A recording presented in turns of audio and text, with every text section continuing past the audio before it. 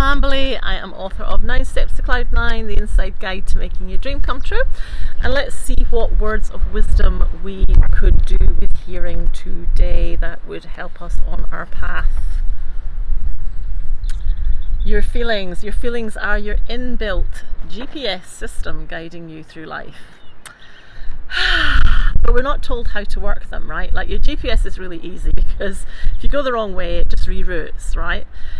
But your feelings, they'll be activated, and then they'll make more noise and more noise and more noise, trying to get your attention so that you can kind of redivert in some way. So I just had an annoying situation where I did a video for this, and it was a really nice message, and then the video didn't work, and so I had to do another one and see what the next message was.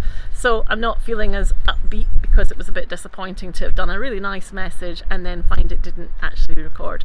So it's interesting, isn't it? Then the next message I get is, okay, your feelings are your GPS. So the message before that I was leaving, I had opened it up and it had said, if you want to live a renewed life, start by letting go. And then the video didn't work, and I'm like, okay, what's going on here? And so it's kind of like I was saying that you on the path to your dream, enjoy the journey, and it's really important to enjoy the journey. And the next one I get is your GPS is your feelings, right? So is it saying let go of what you're doing? Is it saying go a different route? Is it saying be real about how you feel? I don't know, but comment below what you think, because it can be really confusing when things happen, and there might just be a little problem with your computer and you can sort it and it's no biggie. Or you can find yourself saying, this is happening a bit too often, I'm getting a bit fed up with this. Is it trying to tell me something, right? And we've got to kind of navigate which way it is. So the next message I got was that one, that your feelings are your GPS. So if I was to tune into my feelings just now and be really honest with you about how I feel, this has been the biggest challenge of my life to get out. You wouldn't believe it. Look how thin it is. And I've been attacked over bringing this out.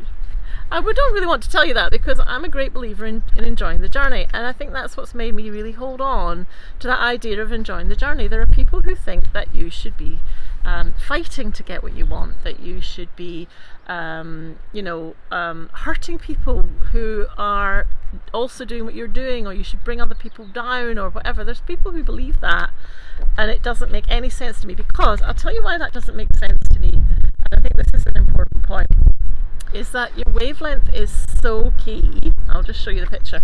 Your wavelength is so key to any dream you want to have come true. So I don't know if you can see that. Can you see that? I don't know if you can see that. Yeah, so there's your dream, and there's your wavelength that your dream has, and there's you. And your wavelength might not be as nice as up here, but once you get your wavelength up here, this manifests. And I've had people who have actually used that, right? That understanding of mine, they've done everything they can to keep my wavelength low. So my dream, my book out, can't come true, and they can steal all the material for themselves. Okay. And get 5 million followers on the way. So when my video doesn't work, I'm like, are you kidding me? Is it my video? Are they still attacking me or whatever? So yeah, I'm interested to know your thoughts. Am I just being paranoid, or is 4 years of this enough?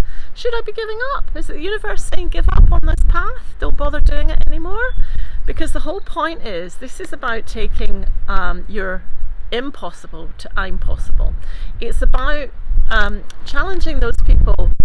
Well, not challenging those people. It's about ignoring those people, the naysayers who say that what you want is you're being ridiculous wanting that, and all the stuff that you hear sometimes from a very young age. You wouldn't believe how often people's teachers will say it to them, their parents will say it to them. They'll say, don't be so ridiculous, who are you to think you want that?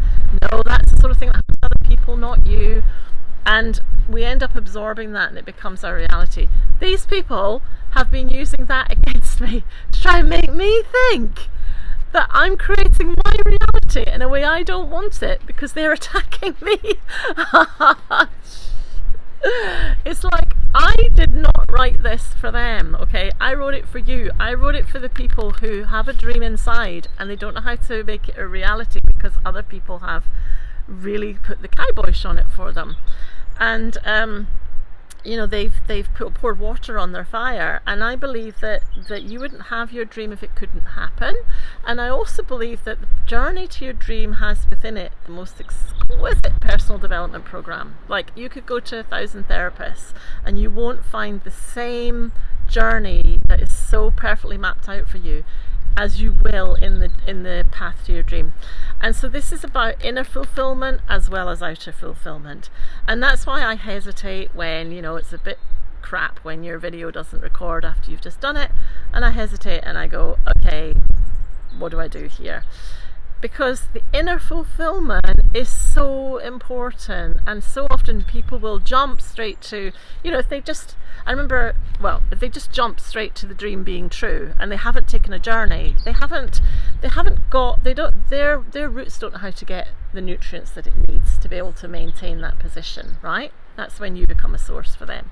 So I remember when I was working in radio years ago, and I met a guy who just won the lottery. He won £3,792,000, and I went to him to interview him about, you know, what was the first thing he bought and things like that. And he said that he bought a fax machine because he had a son in South Africa and he couldn't afford the phone calls to speak to him. And so he said the mentality was still that he wanted to save money, and that was his first port of call. So he went on to buy a hotel, and he wanted to buy the hotel for his sons, so his sons would have a way of making money. It's interesting, isn't it? How we he had leapt straight to the dream's reality, and he didn't really have an appreciation of how he got there.